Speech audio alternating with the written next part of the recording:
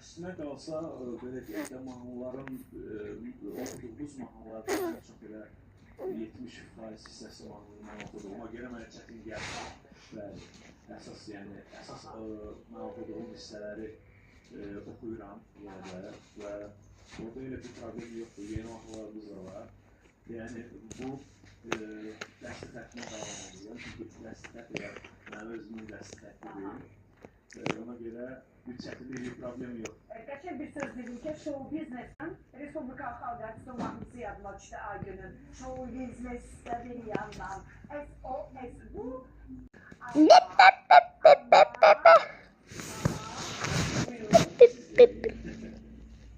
Yani.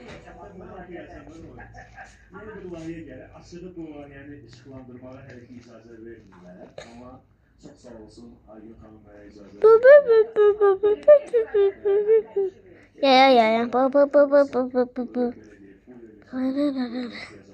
Ya.